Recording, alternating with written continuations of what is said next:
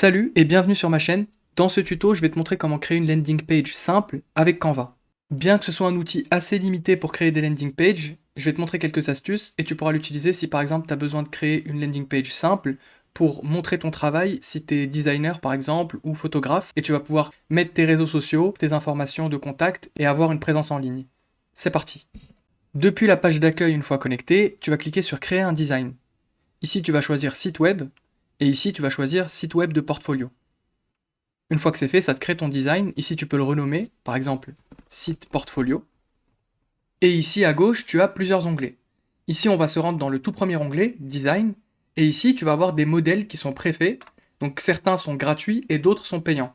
Les payants, tu les reconnais grâce à la petite couronne jaune ici. Donc, nous, on va partir d'un modèle gratuit qu'on va personnaliser. Je vais partir avec ce modèle, donc je clique dessus et je fais appliquer aux 9 pages. Et ici, j'ai mon modèle qui s'applique sur plusieurs pages, et en fait, ça représente ma landing page. Pour personnaliser le modèle, il me suffit par exemple de choisir le texte ici, et de changer, par exemple ici, au lieu de mettre « je m'appelle Alex », je peux mettre « je m'appelle Imad ». Et ensuite, j'adapte la taille ici. En fonction de ton cas, n'hésite pas à choisir un modèle adapté. Par exemple, si tu cherches à faire un site pour portfolio de designer, eh bien ici, tu rajoutes le mot-clé designer, et ça va te proposer des modèles adaptés. Pareil pour par exemple le photographe. Maintenant, je vais te montrer comment est-ce que tu peux par exemple créer une barre de navigation. Donc pour ça, ici, tu vas cliquer sur le petit plus. Ensuite, tu vas cliquer sur la petite flèche pour passer cette section tout en haut. Et tu vas changer sa taille, donc sa hauteur, en glissant comme ça.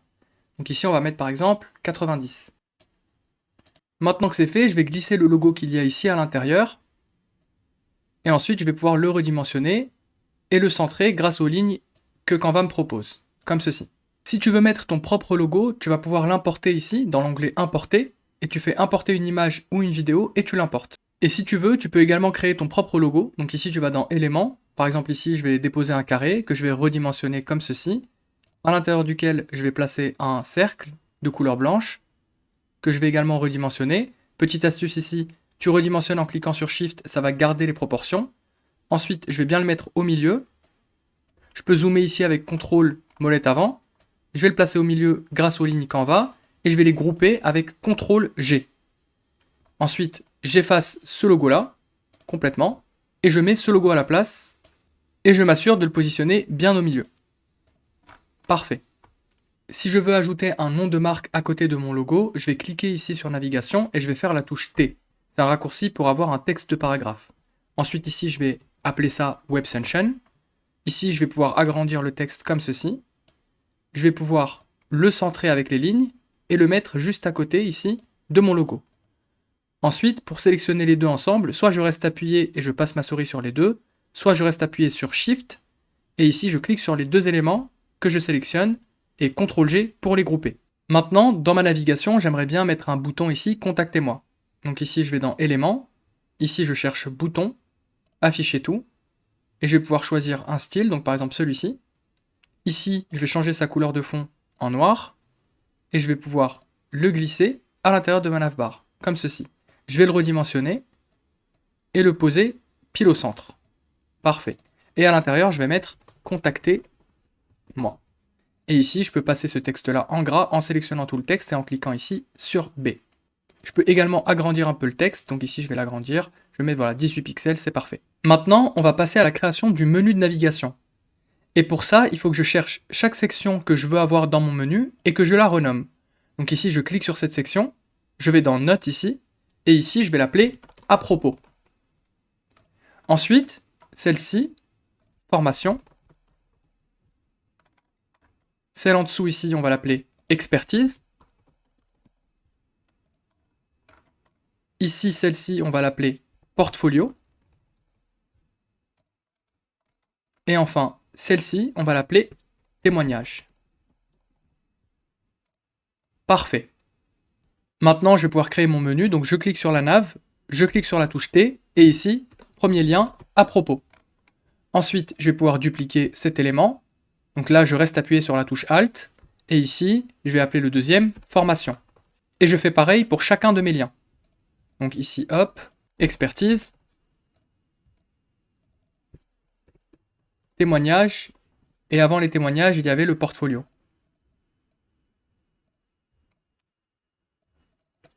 Portfolio. Maintenant, je vais m'assurer que tous mes liens sont au centre de la nave et qu'ils sont bien espacés entre eux, avec le même espacement. Donc ici, je peux voir l'espacement en temps réel comme ça. Donc là, je vais mettre 30 entre chacun. Hop, comme ceci.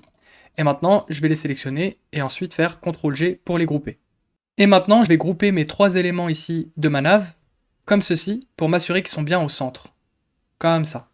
Maintenant, comment je fais pour qu'un lien de mon menu me ramène à la section appropriée? Donc par exemple, si je clique sur à propos, j'aimerais que ça me ramène automatiquement ici. Comment est-ce que je fais ça? Eh bien, je sélectionne ici mon texte et automatiquement, j'ai un menu qui apparaît et qui me permet d'ajouter un lien. Je clique dessus et je peux choisir ma section à propos. Je fais pareil pour tous les autres et avant ça, juste quand je mets un lien, automatiquement, ça va le souligner. Si je veux pas cet effet, eh bien, je peux tout simplement enlever le surlignage. Maintenant, je vais faire pareil pour ce lien-là. Et j'enlève le soulignage. Je fais pareil ici également.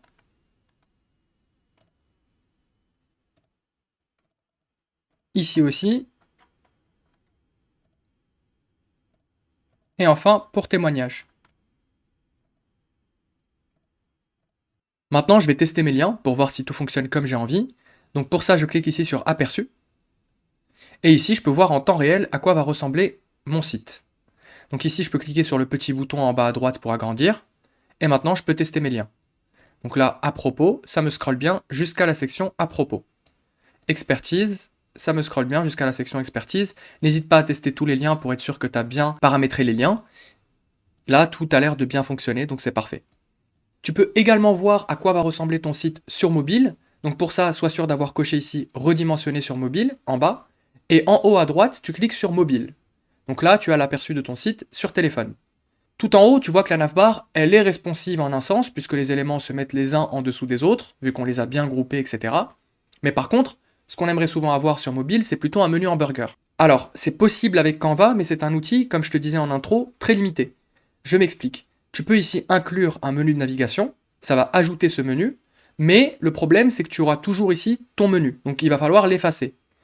Le menu qu'on t'intègre, ça va tout simplement être les pages que tu as renommées, donc les sections que tu auras renommées, vont être mises ici, et tu n'auras aucun contrôle sur le design. Ce sera forcément comme ça.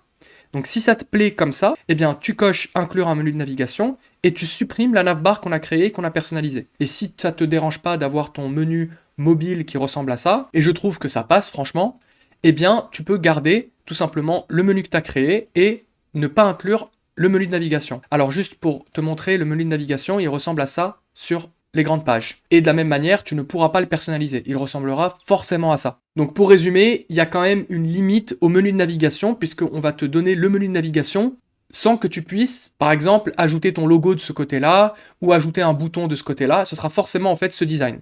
Donc à toi finalement de choisir ce que tu préfères, et de mettre celui que tu préfères en place. Donc moi, je vais faire sans le menu qui est proposé par Canva.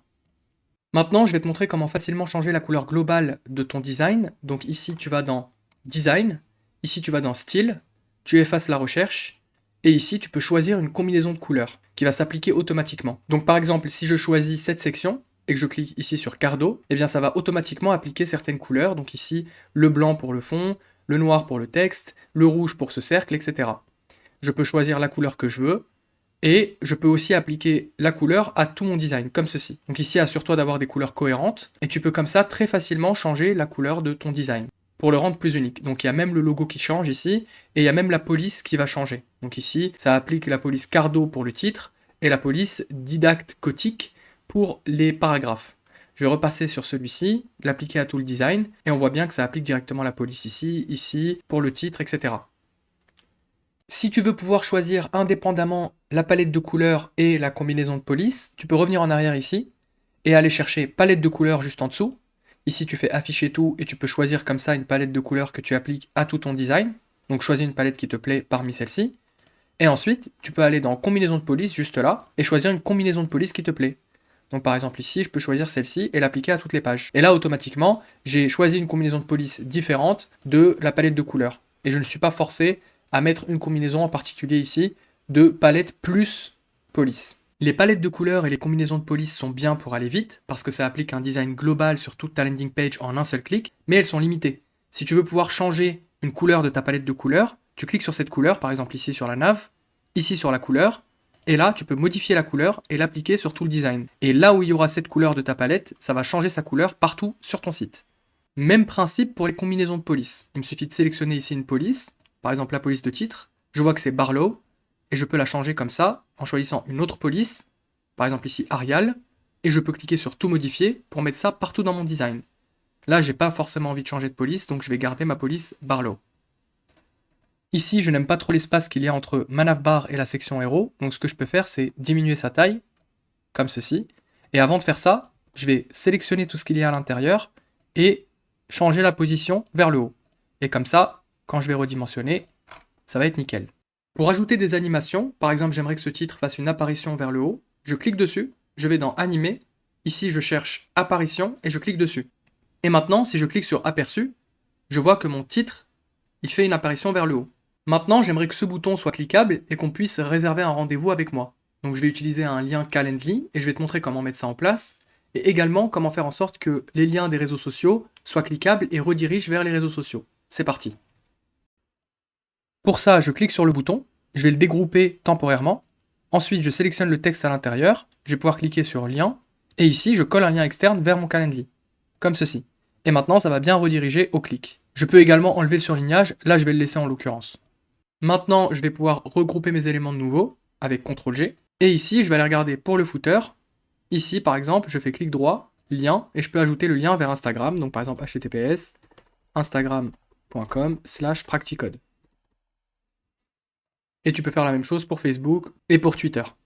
Si tu veux ajouter ou modifier une icône ici, tu peux aller dans Éléments, et ici, chercher l'icône, par exemple ici Twitter. Et là, tu cherches une icône gratuite, donc tu fais afficher tout. Et donc par exemple, si je veux mettre celle-là à la place de celle-ci, eh bien je peux la glisser comme ça, changer sa couleur en blanc. J'ai cette nouvelle icône, je la redimensionne, je peux ajouter un lien comme ceci, et après j'ai plus qu'à la positionner au bon endroit. Je vais maintenant te montrer comment changer ton footer si tu veux un autre modèle de footer. Donc ici tu vas dans Design, Mise en page, et ici tu choisis Pied de page. Ici tu as d'autres footers, par exemple celui-ci. Donc là automatiquement ça a remplacé le footer d'avant par celui-ci. Moi j'aime bien le footer qui était proposé, donc je vais garder celui-là. Mais voilà, c'est juste pour que tu saches que c'est possible de faire ça.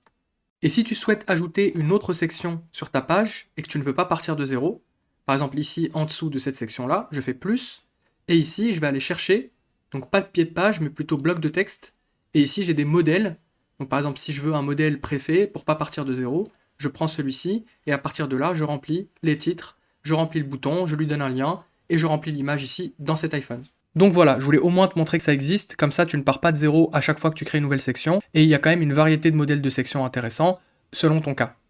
Après avoir créé ta page, ta navbar, choisi les couleurs, personnalisé les polices, rajouté les animations et rajouté les liens, je vais te montrer comment publier le site. Donc pour ça, tu cliques ici sur Publier le site web. Ici, tu t'assures que redimensionner sur mobile est bien coché. Ici, tu cliques sur le petit stylo, et moi j'aime bien enlever ici tout ce qu'il y a après ça. Et ensuite, dans Paramètres de publication, tu peux changer ici le titre qu'il y aura dans l'onglet ici. Donc là, je vais mettre par exemple mon portfolio design et je mets un pipe avec mon prénom après. Ici, je peux mettre une petite description. Et dans Paramètres avancés, tu peux soit protéger ton site par un mot de passe, moi je ne vais pas le faire. Ici, assure-toi que ça soit bien coché, la visibilité sur les moteurs de recherche. Et l'apparition du lien est désactivée, ça tu peux l'activer. En fait, ça c'est quand tu partages ton lien sur WhatsApp par exemple, eh bien ça va apparaître comme ça. Il y aura un aperçu. Et ensuite, tu cliques sur Publier le site. Et voilà, le site est publié et tu peux le visiter en cliquant ici. Et maintenant, tu as le lien de ton site juste là et tu peux le consulter comme ça. Il est hébergé par défaut sur Internet avec un hébergement gratuit de Canva. Si tu veux avoir un hébergement personnalisé, tu peux, mais c'est payant. Donc pour ça, tu recliques sur Publier ici. Ici, tu vas dans le stylo et ici, tu cliques sur Obtenir un nouveau domaine. Alors, j'ai jamais acheté un nouveau domaine sur Canva, donc je ne pourrais pas te dire si c'est bien ou pas. Par contre ici, si jamais tu as ton propre domaine, par exemple sur un autre hébergeur, eh bien tu peux utiliser ton propre domaine, mais par contre il faut avoir Canva Pro. Et pour retirer le site web d'internet, tu recliques ici sur Publier le site, tu vas dans Paramètres de publication, et tu cliques sur Retirer le site web.